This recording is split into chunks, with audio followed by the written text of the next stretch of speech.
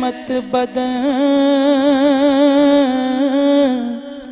سانسیں چراغ علم فن یا رحمت للعالمین۔ اعوذ باللہ من الشیطان الرجیم، بسم اللہ الرحمن الرحیم۔ ابتدا ہے رب لم یزل کے بابرکت اور عظیم نام سے،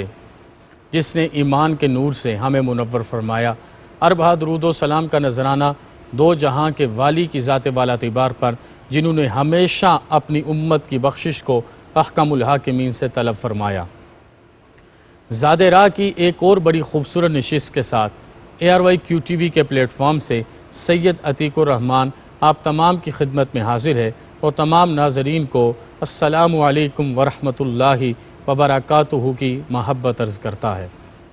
انتہائی ذی وقار ناظرین،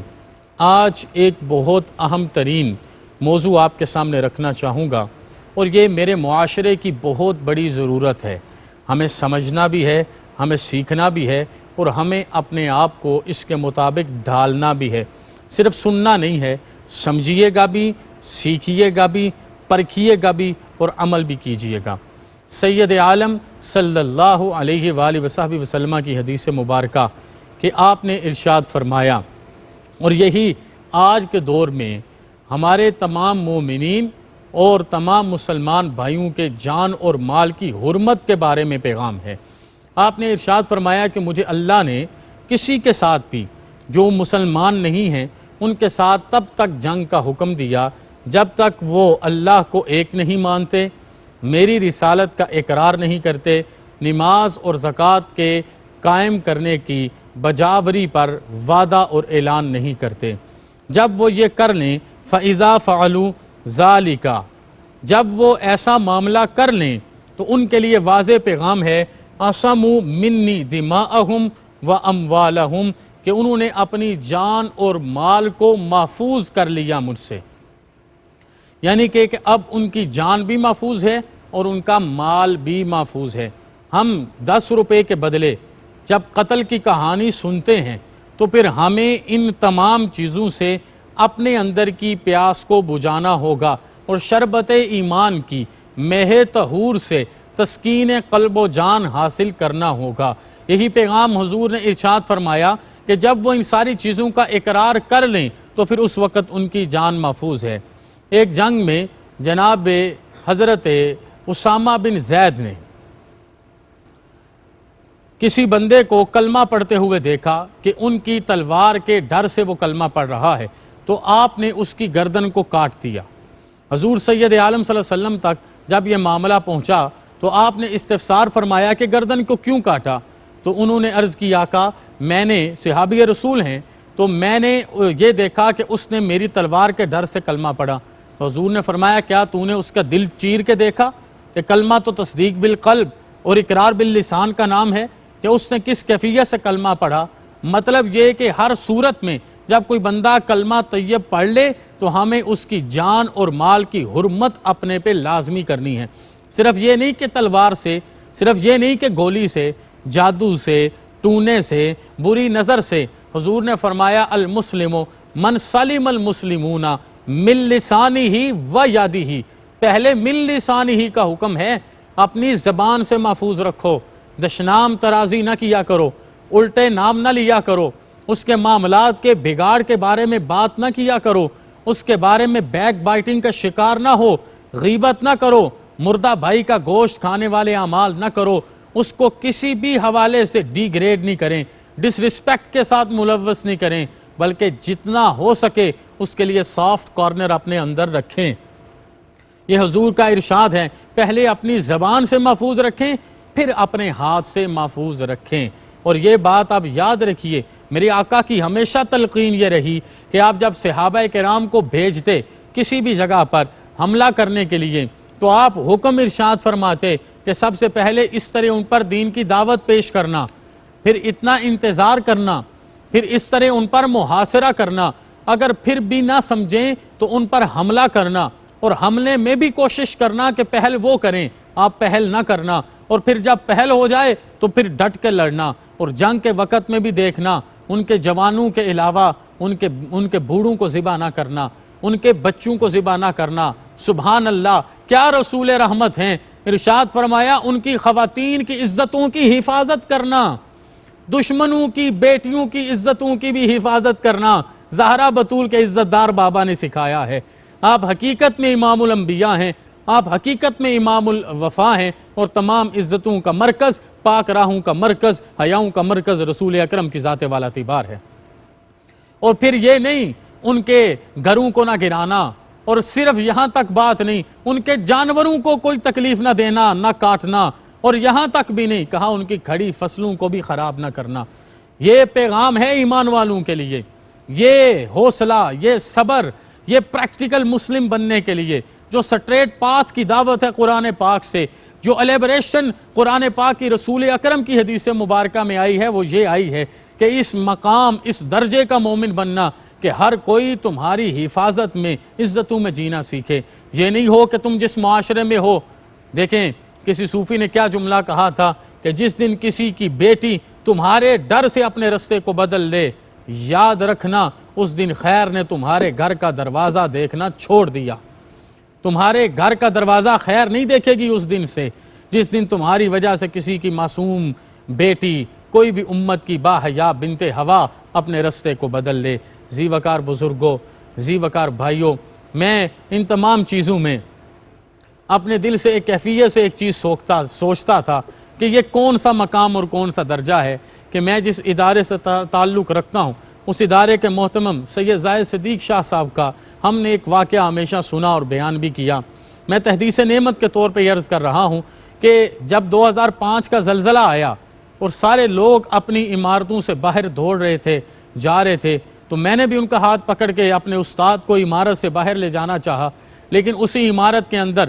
500-600 کے قریب اس وقت بیٹیاں زیور تعلیم سے راستہ ہو رہی تھیں، اور وہ فقیر دوڑ کے ان کی طرف جاتا، میں پیچھے سے آواز دیتا تو وہ کہتے کہ جس کی بیٹیاں عمارت کے اندر ہیں وہ کس طرح عمارت سے باہر جا سکتا ہے۔ تو یہ وہ مقام ہے، یہ وہ درجہ ہے کہ جب آج کے زمانے میں بھی نصیب ہو جائے تو اللہ کی قسم لوگ دور سے دیکھ کے کہتے ہیں رسول اکرم کا غلام آ رہا۔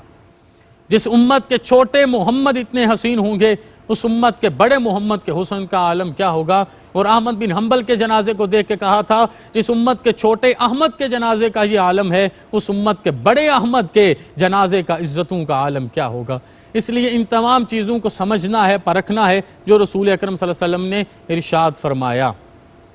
حضور نے اس سے آگے بھی ارشاد فرمایا کہ صرف یہاں تک بات نہیں ہے، فرمایا مثل المؤمنین کا مثل الجسد الواحد۔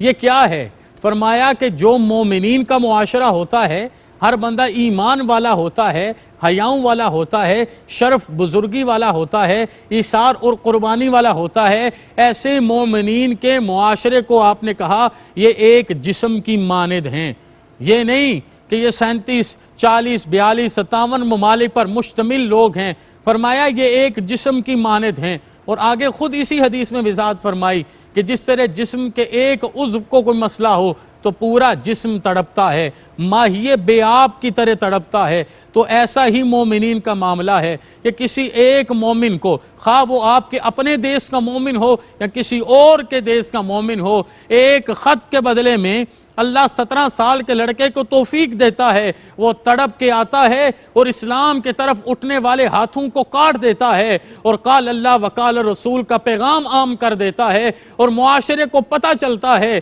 کہ ایک ایوبی، ایک غزنوی اور ایک سلطان ٹیپو آتا ہے، اور مومن بیٹیاں اور بیٹے یہ سمجھتے ہیں کہ ان کو حقیقی معنوں میں محافظ نصیب ہو گئے، اور انہی محافظوں کی حفاظت میں وہ اپنی زندگی گزارتے ہیں۔ یہ ایمان کے اعلیٰ درجے ہیں۔ فرمایا کہ جس طرح جسم کا ایک عضو تڑپتا ہے، اسی طرح ہی پورا جسم بھی تڑپتا ہے۔ تو اسی طرح جس طرح کس جسم میں آنکھ کا مرض ہو تو پورا جسم بخار کی کیفیت میں چلا جائے گا، دانت کا درد ہو پورا جسم بخار کی کیفیت میں چلا جائے گا۔ سچا مومن بننا ہے تو اس طریقے سے بننا ہے۔ ایک اور حدیث مبارکہ میں آپ نے مومن کو مومن کے لیے دیوار کی مانند قرار دیا۔ اب یہ دیوار کیا ہے؟ میں اور آپ چادر و چار دیواری کے ایک معاشرے سے تعلق رکھتے ہیں، یہ ہمارا کلچر ہے، یہ ہماری ثقافت ہے، کہ ہم اپنے گھر بنائیں تو اس کی 4 دیواری کرتے ہیں۔ فرمایا جس طرح یہ 4 دیواری ہے یہ کیا کیا کرتی ہے؟ یہ 4 دیواری اس گھر کے تمام تر عیوب کو دنیا سے چھپا کے رکھتی ہے، ان کی عزتوں کی حفاظت کرتی ہے، ان کو باشرہ رکھتی ہے، باہر سے آنے والی تیز دھوپ اس 4 دیواری کو کراس کر کے اندر نہیں آتی، ان کو لٹیروں سے بچاتی ہے، ان کو چوروں سے بچاتی ہے، ان کو رہزنوں سے بچاتی ہے، اور ان کو معاشرے کے لوگوں کی گندی نظروں سے بچاتی ہے۔ فرمایا اسی طرح مومن کے لیے 4 دیواری ہے، ایک دیوار کی مانند ہے، ایک مومن دوسرے مومن کی عزتوں کی حفاظت کرتا ہے، وہ اس کے راز کی حفاظت کرتا ہے، وہ اس کے عیوب پہ پردہ پوشی کرتا ہے، وہ اس کے گناہوں کو ہمیشہ کے لیے اپنی حفاظت میں رکھتا ہے، اور لوگوں کے سامنے اسے بے پردہ نہیں ہونے دیتا، لوگوں کے سامنے اسے ننگا نہیں ہونے دیتا، لوگوں کے سامنے اسے بنا لباس کے نہیں ہونے دیتا۔ کسی بازار میں ایک بزرگ دلیم بیچا کرتے تھے، اور ان کی زندگی کا یہ اسلوب تھا کہ لوگ جتنے پیسے دیتے وہ مٹھی میں پکڑتے، غلے میں ڈال دیتے۔ اور ہمارے معاشرے کی یہ عادت ہے کہ جب ہمیں یہ پتہ چل جائے کہ فلاں بندہ اس طریقے کے ساتھ چان پٹک نہیں کرتا تو ہم اس کو ضرور ڈیسیو کرتے ہیں، ضرور داؤ لگاتے ہیں۔ لوگ ان کے ساتھ اسی طرح کرتے۔ ان کے بچوں کو اس صوفی بزرگ کی یہ بات سمجھ نہیں آتی، وہ بڑا لڑتے، وہ بڑا جھگڑتے کہ بابا یہ کیا کرتے ہو؟ کہا ایک وقت آئے گا تو میں بتاؤں گا۔ وہ وقت آ گیا جب ان کی روح کف سے انسری سے پرواز کرنے لگی تو اس نے ایسا فکر انگیز جملہ بولا، اس نے کہا میرے اللہ، میں نے اپنی اوقات کے مطابق اپنے معاشرے کے لوگوں نے مجھے کھوٹا دیا تو قبول کیا، مجھے پورا دیا تو قبول کیا، مجھے تھوڑا دیا تو قبول کیا، مجھے کھرا دیا تو قبول کیا۔ آج میں تیرے سامنے اپنے کھوٹے اور کھرے لے کے حاضر ہوں، اسی طرح میں نے جو اپنی اوقات کے مطابق کیا اپنی شان کے مطابق فرما کے میرے زندگی بھر کے سارے گناہ معاف کر دیجئے۔ ہمیں ایک چھوٹے سے کلیے پر عمل کرنا ہے، اس دنیا کے لیے اتنی محنت کریں جتنا اس دنیا میں رہنا ہے، اور آخرت کے لیے اتنی محنت کریں جتنا آخرت میں رہنا ہے۔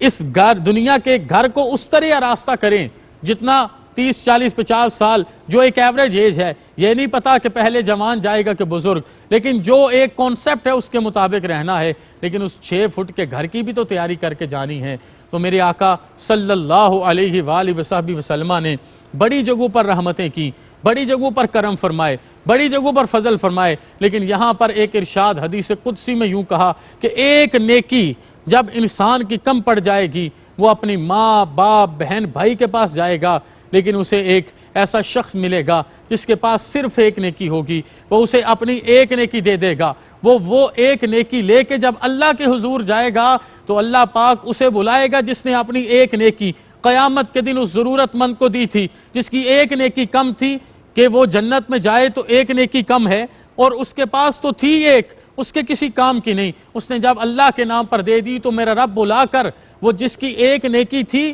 اس کو بھی جنت الفردوس عطا فرما دے گا، اور جس کی ایک کم تھی اس کی پوری ہونے کی وجہ سے اسے بھی جنت الفردوس عطا فرما دے گا۔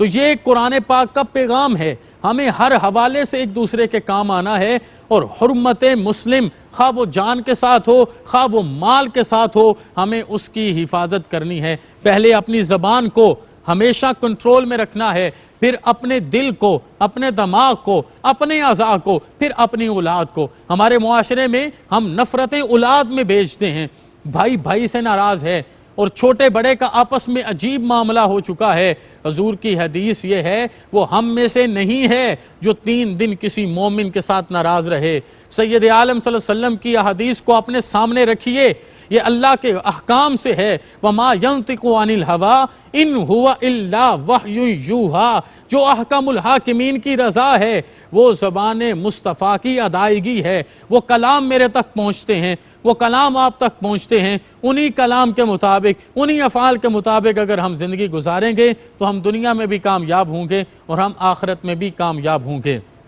ایک انگریزی کا محاورہ ہے ٹٹ فار ٹیٹ، جیسا کرو گے ویسا بھرو گے۔ اگر اعلیٰ اخلاق کے ساتھ چلے، اعلیٰ کردار کے ساتھ چلے، اعلیٰ معاملات کے ساتھ چلے تو تمہارے ساتھ بھی یہی سب کچھ ہوگا۔ انتہائی ذی وقار ناظرین، یہ چھوٹی سی مثال آپ کے سامنے عرض کر رہا ہوں۔ اگر آپ نے اپنے ماں باپ کی عزت کی، تعظیم کی، ان کے سامنے وَلَا تَقُلْ لَهُمَا اُفٍّ وَلَا تَنْهَرْهُمَا وَقُلْ لَهُمَا قَوْلًا كَرِيمًا کے مطابق زندگی گزاری، اور ان سے اللہ کی جناب سے، جناب خاص سے دعائیں مانگی، اللہ کی جناب خاص سے ان کے لیے مدد طلب کی، تو آپ کی اولاد بھی آپ کی تابعدار ہوگی۔ یہ ہو نہیں سکتا کہ میرے رب کے ساتھ کیا گیا سودا کبھی گھاٹے کا سودا ہو۔ اس لیے رمضان کریم کے ان لمحات میں یہ زاد راہ لیجئے، ہر کسی کی جان مال عزت آبرو کو اپنی زبان سے محفوظ رکھیے، پھر دیکھیے اللہ کی رحمتیں میرے اور آپ کے نصیب میں کیسے شامل ہوتی ہیں۔ آج کا یہ پیغام محبت قبول کیجئے۔ اللہ پاک ہم سب کو ایک دوسرے کے لیے دعا بنائے، خیر بنائے، خالص بنائے، اور ہمیں اعلیٰ امت بنائے۔ وما علینا الا البلاغ المبین۔ آئینہ رحمت بدن، سانسیں چراغ علم و فن، یا رحمت للعالمین۔